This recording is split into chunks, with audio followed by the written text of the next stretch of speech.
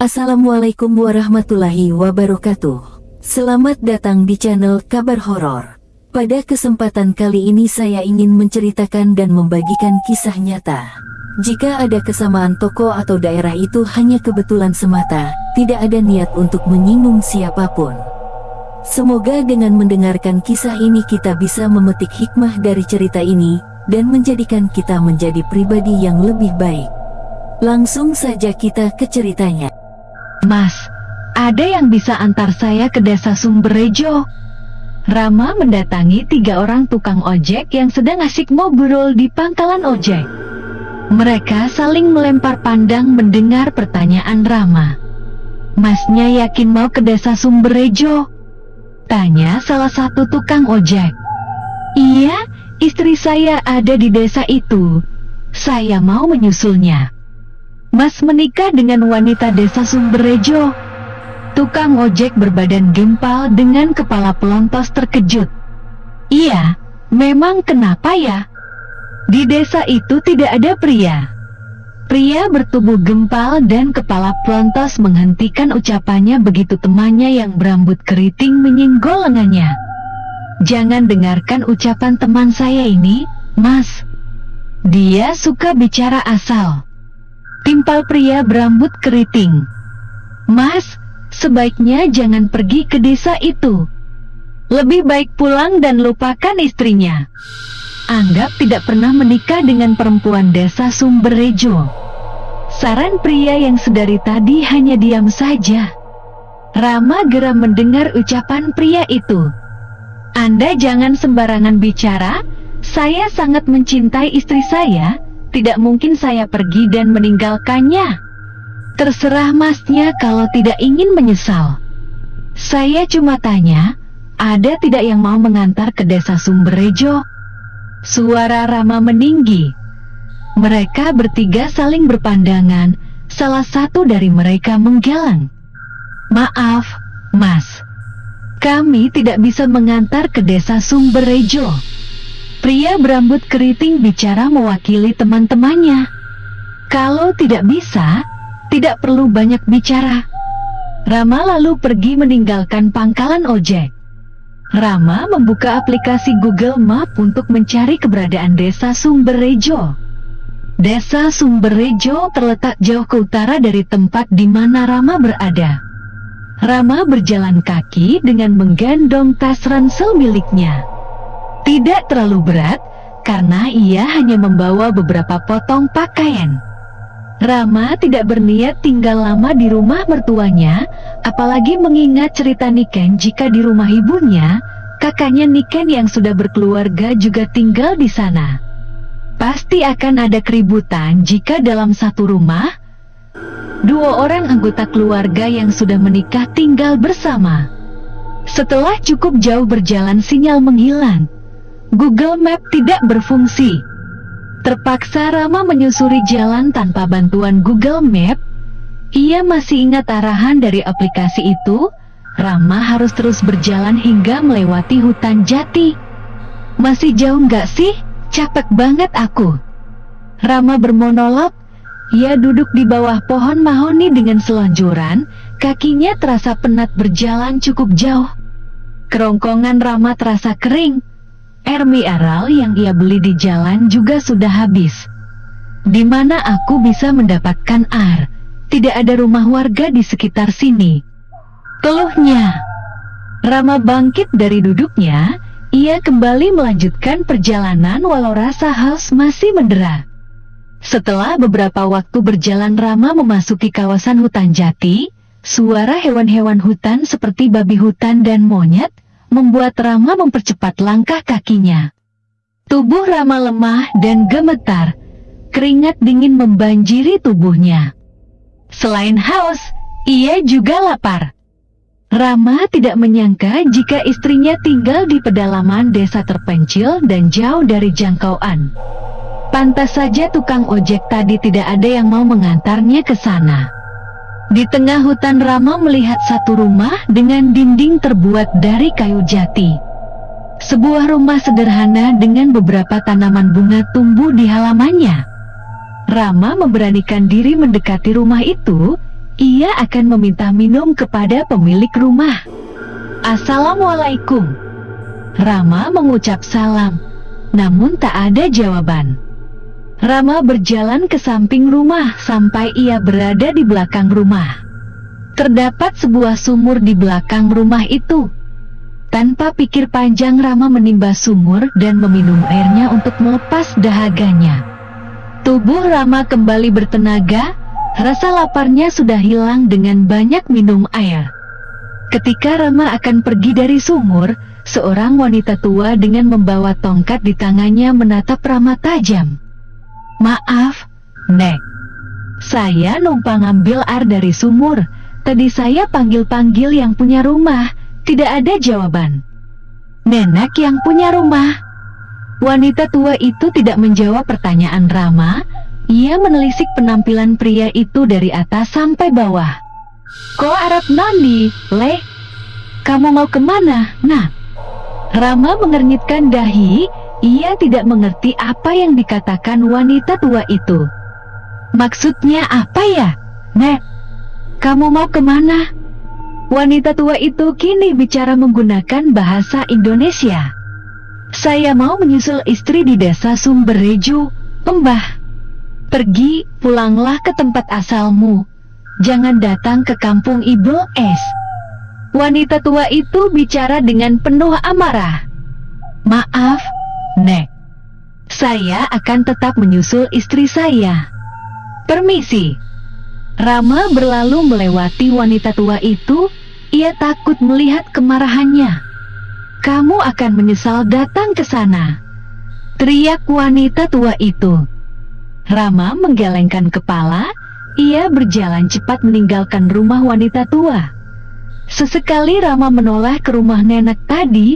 Di depan rumahnya wanita tua itu berkacak pinggang. Ia terus memperhatikan Rama. Rama membuang muka, takut melihat nenek tua itu. "Deso kui ezin wong wadon seng sesat kabeh." Wanita tua itu meneriaki Rama dan berlalu masuk ke dalam rumah. Desa itu isinya wanita sesat semua. "Ngomong apa sih itu nenek tua?" gumam Rama. Punggung Rama terasa berat begitu ia meninggalkan rumah nenek tua itu. Ia seperti memanggul beban berat di pundaknya, padahal ransel yang digendongnya hanya berisi beberapa potong baju. "Kenapa ranselku jadi berat banget?" gumam Rama. Ia berjalan agak membungkuk seolah memikul beban yang sangat berat. Langkahnya juga semakin melambat. Rama berhenti di dekat pohon jati. Ia berjalan mendekati salah satu pohon itu. Ia akan beristirahat sebentar di sana. Punggungnya terasa sakit jika dipaksakan berjalan.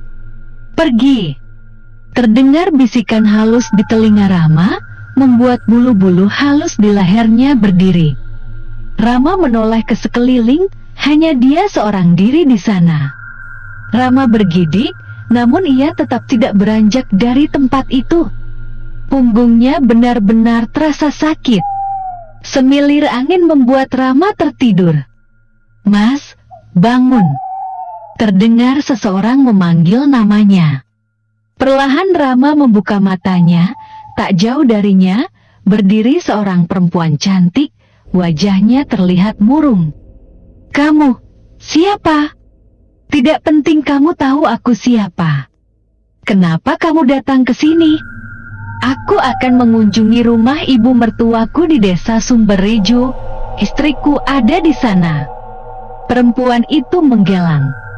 "Pergilah, kamu tidak aman di desa Sumberrejo." "Tidak bisa, istriku ada di sana." "Siapa kamu melarang-larangku menyusul istriku?" Suara Rama meninggi. Rama membuka mata. Tidak ada orang lain bersamanya. Rupanya ia hanya mimpi. Semilir angin membawa aroma busuk di penciuman Rama. Bulu kuduk Rama meremang. Ia merasa diperhatikan oleh seseorang. Rama telingukan, barangkali nenek tua tadi mengikutinya. Tidak ada siapapun.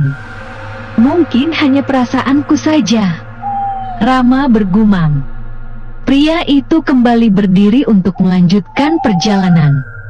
Hari sudah semakin sore, aku harus cepat supaya tidak kemalaman sampai di desa Sumberrejo.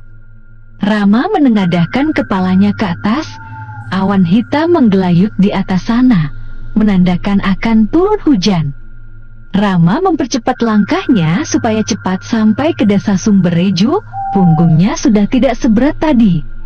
Angin bertiup kencang, menerbangkan daun-daun kering di sekitar Rama. Pergi atau mati. Telinga Rama kembali mendengar suara yang memintanya untuk pergi. Lagi-lagi suara tanpa wujud. Rama terus berjalan melewati hutan jati.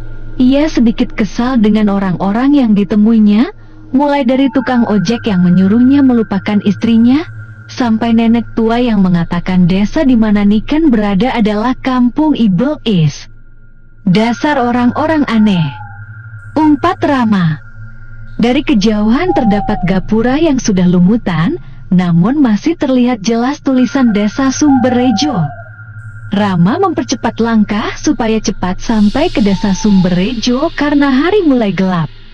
Memasuki desa Sumberrejo, Rama disambut dengan puluhan burung gagak bertengger di atas ranting-ranting pohon. Rama bergidik melihat burung gagak yang sangat banyak.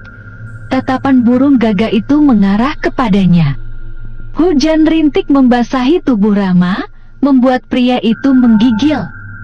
Sejak memasuki desa Sumberrejo, udara berubah menjadi sangat dingin. Mungkin karena banyaknya pohon-pohon besar yang tumbuh di desa ini. Rama belum menemukan satu rumah pun begitu ia memasuki desa itu. Apa benar Niken tinggal di desa ini? Tapi di gapura tadi bertuliskan desa Sumberrejo. Rama kembali melanjutkan perjalanan, berharap ada rumah dan juga orang yang bisa ia tanyai. Akhirnya setelah beberapa saat berjalan, ada satu rumah dengan seorang perempuan muda duduk di teras. Rama berlari ke rumah wanita itu, karena hujan mulai deras. "Mbak," numpang tanya, "rumahnya Bu Sarti di mana ya?" Wanita muda itu terkejut melihat Rama berada di terasnya. Sepertinya ia melamun hingga tidak menyadari kedatangan Rama. Wanita muda itu melihat penampilan Rama dari ujung kepala hingga ujung kaki. "Kamu siapanya Sorti?" "Saya menantunya, suami Niken." Wanita itu mengangguk-angguk. "Rumah Susi tidak jauh dari sini, tapi sekarang hujan lebat. Kamu berteduh dulu di sini, nanti kalau hujannya sudah reda, saya bisa antar kamu ke rumahnya." Rama mengernyitkan dahi, ia berpikir sesaat. Benar juga ucapan wanita ini. Lebih baik aku berteduh di sini sampai hujan agak mereda. "Tika!" Wanita ini memanggil seseorang dari dalam rumah. "Iya, Bu." Seorang wanita muda keluar dari dalam rumah. "Bu!" Rama terkejut. Wanita muda yang keluar dari dalam rumah memanggil wanita yang berada di teras dengan sebutan ibu. Pasalnya Rama mengira wanita yang berada di teras umuran dengan Niken. Ternyata dia seorang ibu yang telah memiliki anak gadis. "Iya, saya ibunya. Dia anak gadis saya." "Maaf, Bu, saya pikir ibu seumuran dengan istri saya, Niken. Kami perempuan di desa Sumberrejo awet muda karena kami makan dan minum dari bahan alami, tidak seperti di kota yang apa saja bisa masuk perut." Rama mengangguk-angguk mendengar penjelasan wanita itu. "Tika, buatkan suaminya Niken teh untuk menghangatkan tubuhnya." Titah ibunya Tika. "Baik, Bu." Tika masuk ke dalam rumah. "Saya jadi merepotkan, Bu?" Rama menggantungkan ucapannya, sebab dia tidak tahu siapa nama wanita yang ada di hadapannya. "Nyi Ageng, panggil saja saya Nyi Ageng." Wanita itu seperti bisa membaca pikiran Rama. "Baik Nyi Ageng, kamu tidak perlu sungkan. Di desa kami sangat menghargai tamu." Obrolan Rama dan Nyi Ageng terhenti saat Tika membawa secangkir teh dan pisang goreng. "Diminum, masnya." Tika tersipu melihat Rama. "Terima kasih." Rama meminum teh buatan Tika, terasa pahit di ujung lidah, tidak seperti teh pada umumnya. "Nama Mas siapa?" Tika mengelus bahu Rama, membuat pemuda itu risih dan refleks menyingkirkan tangan Tika dari bahunya. "Saya Rama, suaminya Niken."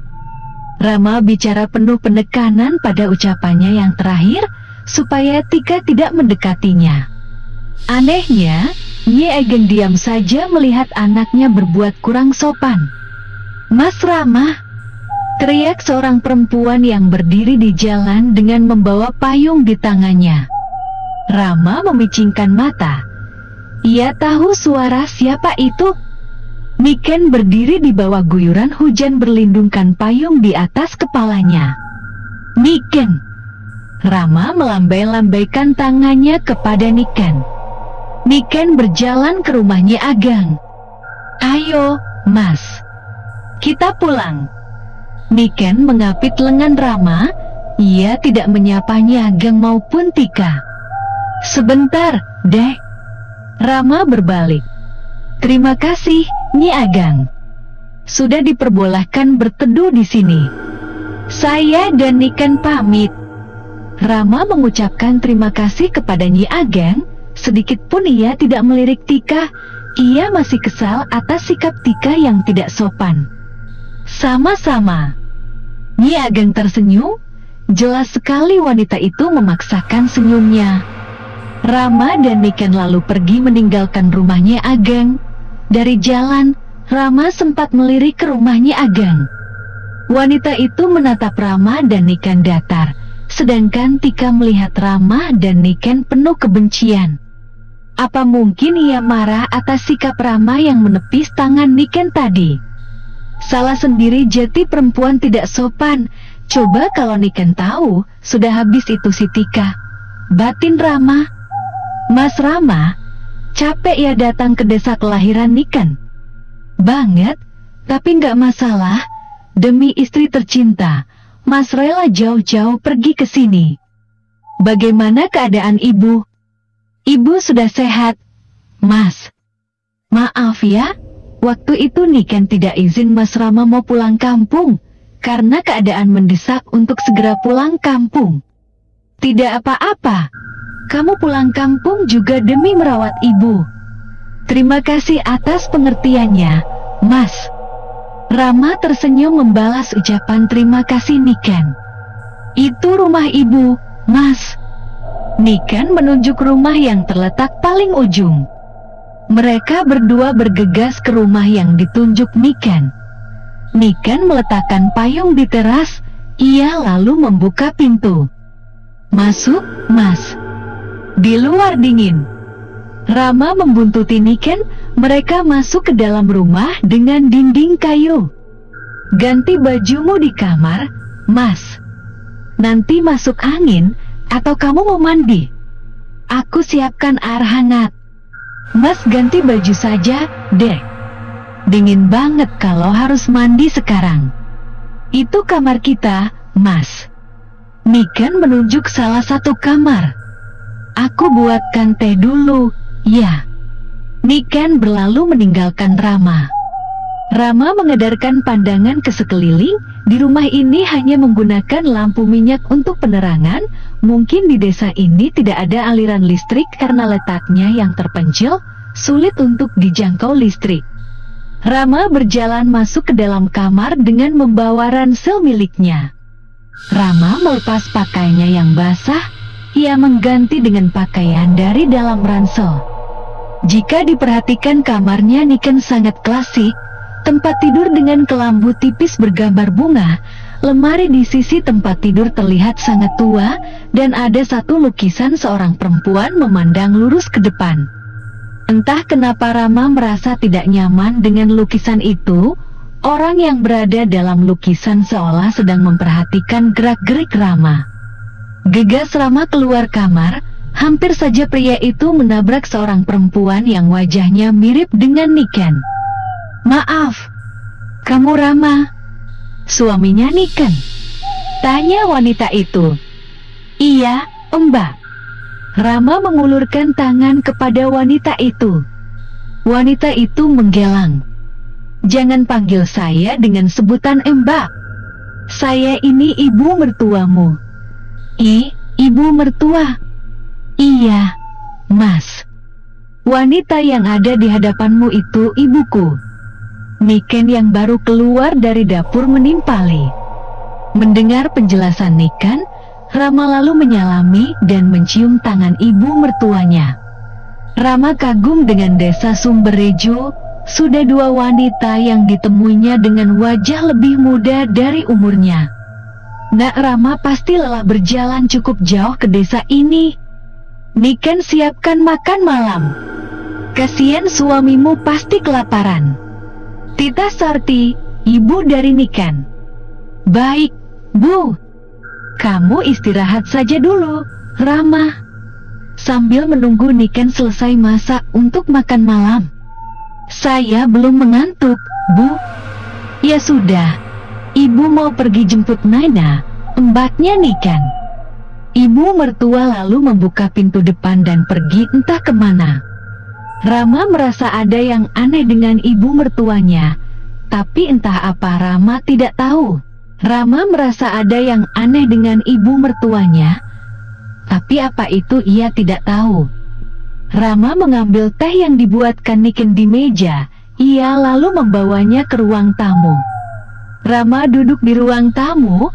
Ia meminum teh yang sudah dibuatkan istrinya. Ia lalu mengernyit. Rasa teh manis, namun setelahnya terasa pahit di ujung lidah, sama seperti teh di rumahnya Ageng. Apa semua teh di desa ini sama? Di luar sana, hujan deras belum menunjukkan tanda-tanda akan berhenti, malah semakin deras.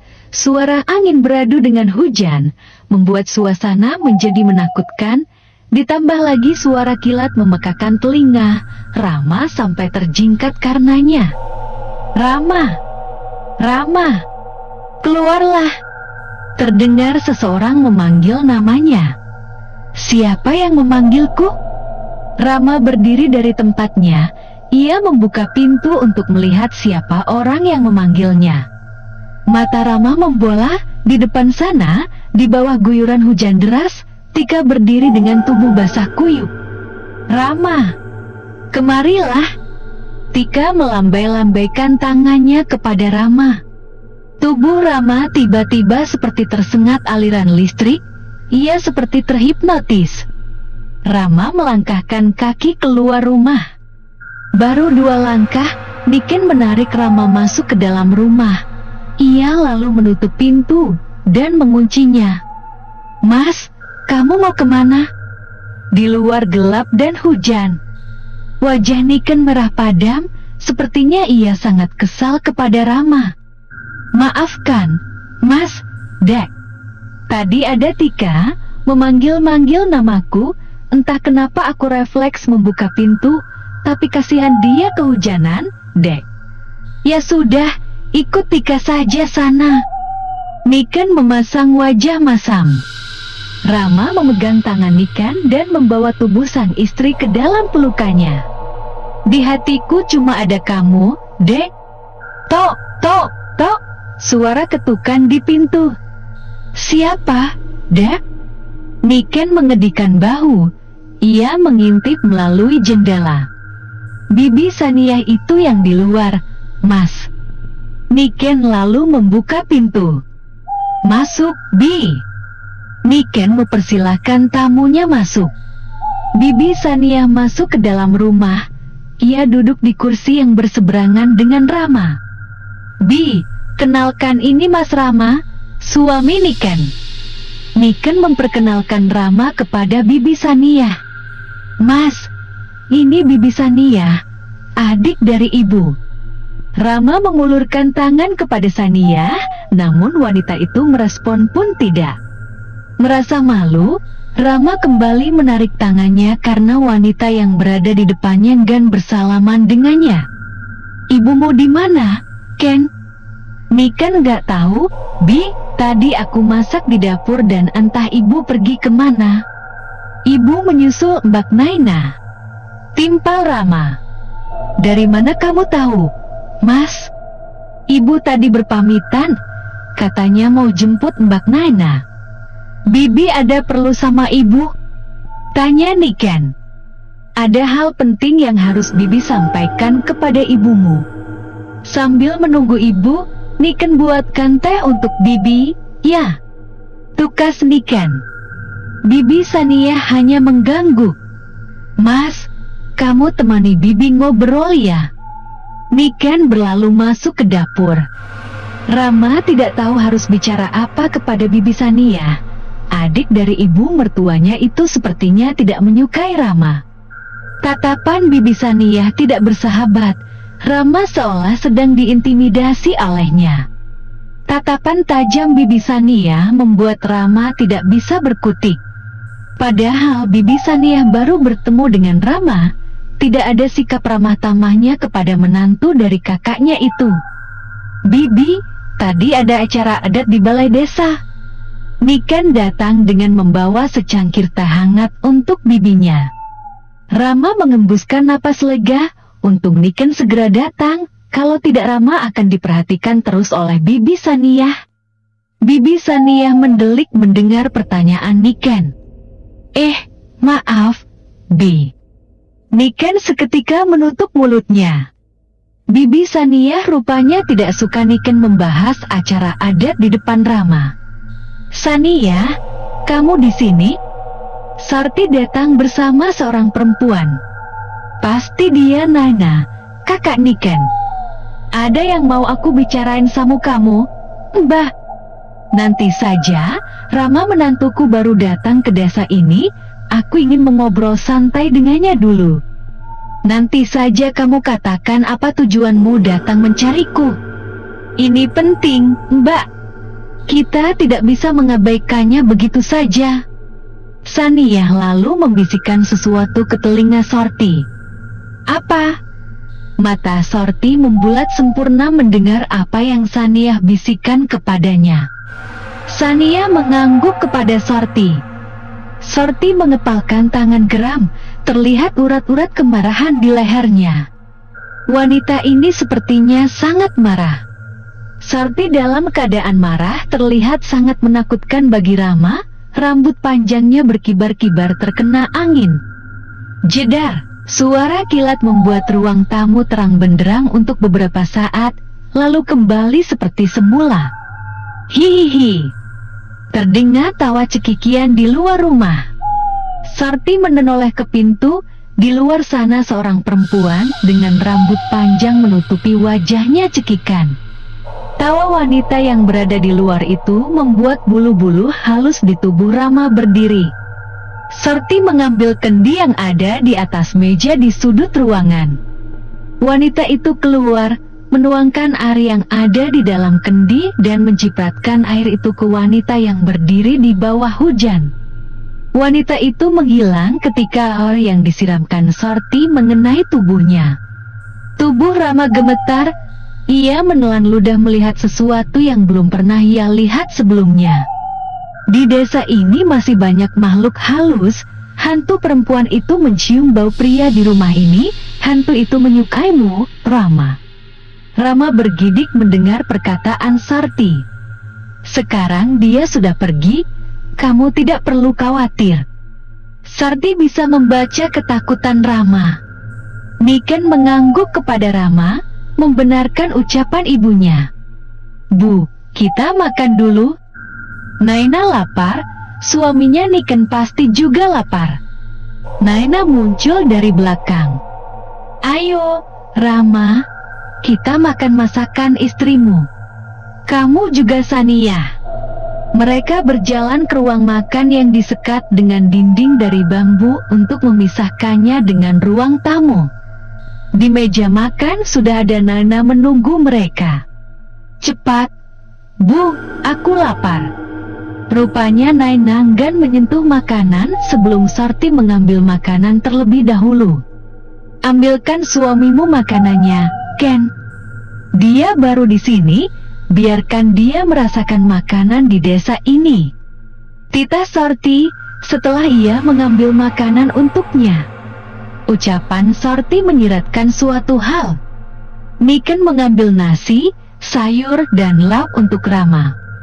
"Ini, Mas, dimakan." Rama mengangguk. Ia menyuap 1 sendok nasi dan sayur ke mulutnya. Rama mengernyit. Sayur yang dimakannya terasa aneh. "Sayur apa ini, Dek? Kok aneh rasanya?" Sarti, Naina, dan Sania sontak menoleh kepada Rama. Rama merasa tidak enak menanyakan sayur yang baru dimakannya, tapi rasa sayurnya sangat aneh. Belum pernah Rama memakan sayur seperti itu sebelumnya.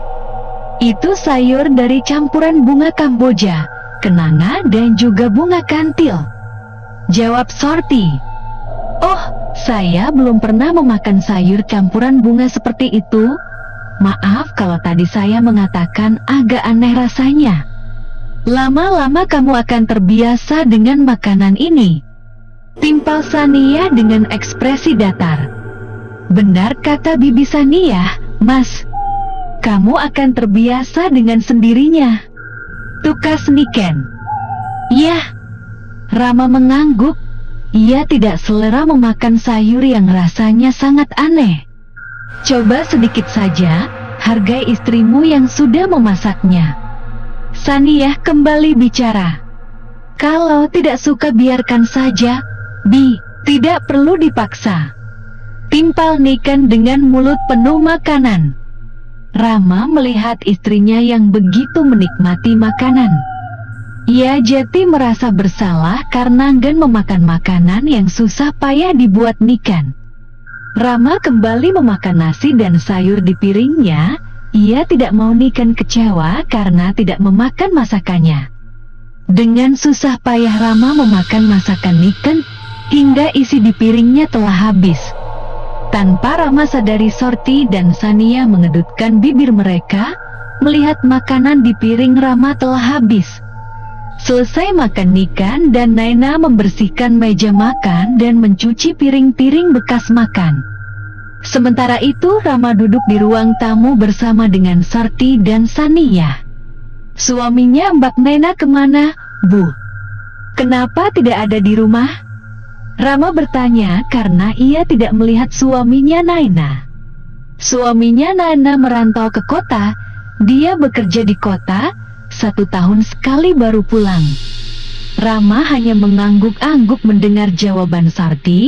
Wajar saja banyak orang merantau ke kota. Keadaan desanya saja jauh dari kata maju. Rama jadi ingat pertemuannya dengan Niken dulu. Ia tersenyum-senyum sendiri mengingat itu semua. "Rama." Tepukan yang amat keras mendarat di bahunya. Iya. Ada apa?" Rama terkejut. Ibu mertuanya menepuk keras bahunya. "Kamu kenapa?" "Gak apa-apa, Bu. Jangan suka melamun. Di desa ini banyak makhluk tak kasat mata berkeliaran.